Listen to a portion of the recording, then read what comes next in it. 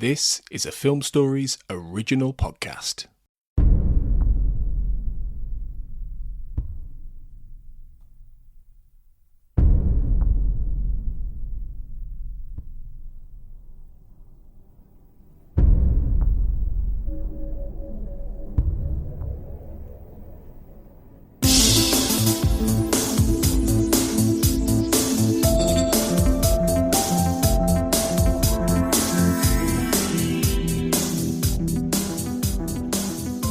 Welcome to the X-Cast. The truth is in here. I'm your host today, Russ Hugo, and welcome back to the I Want to Believe Minute, where we unpick the second X-Files movie 1 minute at a time. Today, helping me explore minute 80, which is running from approximately 79 minutes as Mulder exits his vehicle, through to 79:59 as Lucy Butler, Special Agent in Charge Fosse, answers the phone, is Baz Greenland. Welcome back, Baz.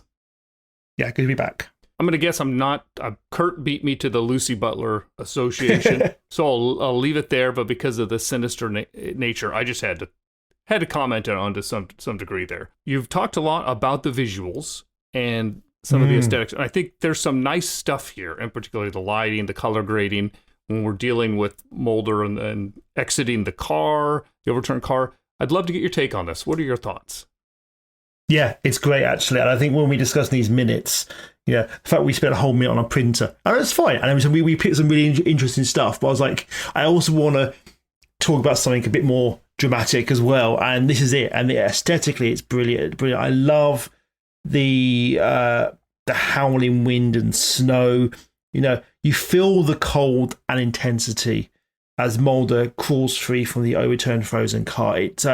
It looks cold, it feels cold, you feel the cold as an audience member, and it's visually really striking. There's that moment, there's a really terrific shot of when he's crawled out, looking absolutely exhausted, and that kind of leering shot of the snowy rock face from Mulder's point of view just kind of shows how trapped he is in this place, in this snow, in this storm. And I love the lighting, I love the kind of the lack of colour almost in this scene. It's and starting with that shot of the overturned car, it's a real kind of striking image.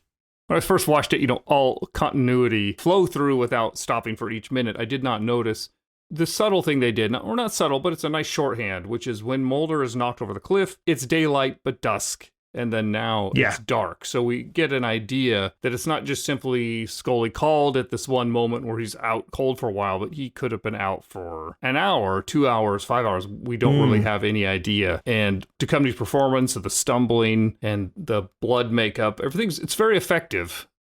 It is. It's fairly nice that, like a lot of other X-Files episodes, they do a fairly good job of playing fair with injuries, and that Mulder later unsuccessfully tries to be an action hero.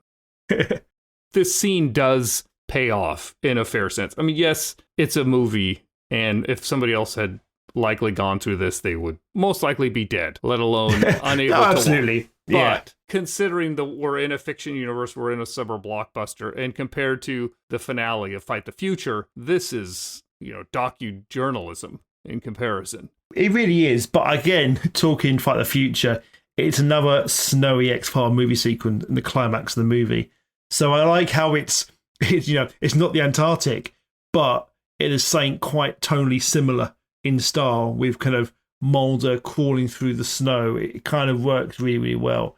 And I love that shot where Mulder is kind of staggers to his feet, and there's that kind of tree behind, that kind of wide shot of Mulder just standing in the snow as kind of night's falling, with a tree behind him, with the snow kind of howling around him and the atmospheric music. It's very, very cinematic, but in a way that is clearly low budget cinematic compared to the grand big scale of Fight the Future cinematic. We got a lot of shots of that cliff with the snow pouring down in this film, and it's almost a character of its own. It is the location.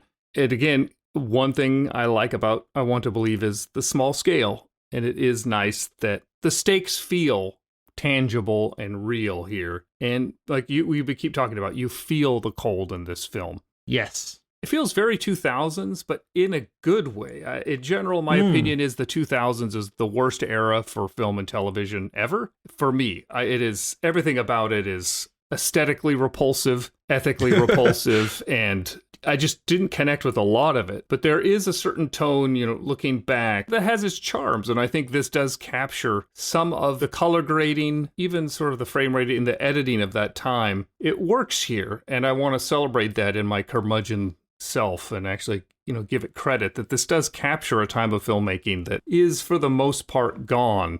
And with Mark Snow's score really elevating it, particularly as you noted, I totally agree in this scene. It just works so well. Thumbs up. Yeah, for what's happening here. Yeah. No, great. I know you mean aesthetically it's very different. It doesn't quite feel like the original X-Files. Even, I guess maybe slightly tonally close to things like season 9, which kind of was felt a little bit glossy and different in a, maybe that's the weird title sequence, I don't know. Yes. But it doesn't feel like the X-Files of old. It feels quite different. In the same way that I think Fight the Future still feels like X-Files, and because it was filmed after season 4 and released after season 5, it still feels X-File, but also feeling like it's a bit of a glossy, slightly over the top cinematic movie, which kind of mostly succeeds. It's not as good as it wants to, but it feels like X-Files the movie. This one, though, is very much those kind of gritty psychological kind of thrillers you would get in those kind of in the early 21st century, and I think tonally it does feel a lot more like the kind of movies that were coming out at the time than the X-Files. So Chris Carter's directing this. Is this his first and possibly only movie he's directed? That's a good question. That is, I think so. Let me check IMDb here really quick and see if I can find anything else out. Yep, this is the only film that he's directed. Yeah.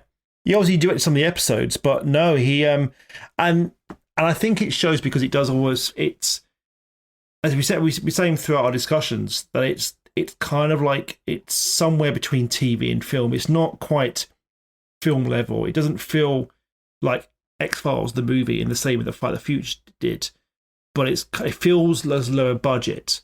And so some of the stuff doesn't quite work and feels more TV, particularly when you get to the season 10 and season 11.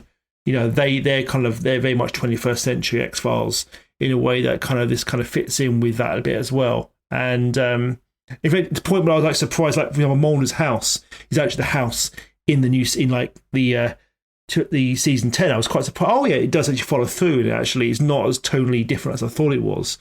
But it does almost feel like low budget kind of crime thriller movie, and but slightly more than out of sorts with TV as well. So it's got its own look, this movie, and I think so. Some things don't work as well, but as I say, things like the ice sequence, the snow sequence, like Mulder crawling out of the O10 car, work really well, but not in a big grand scale, but in a more that kind of low budget kind of thriller type of way.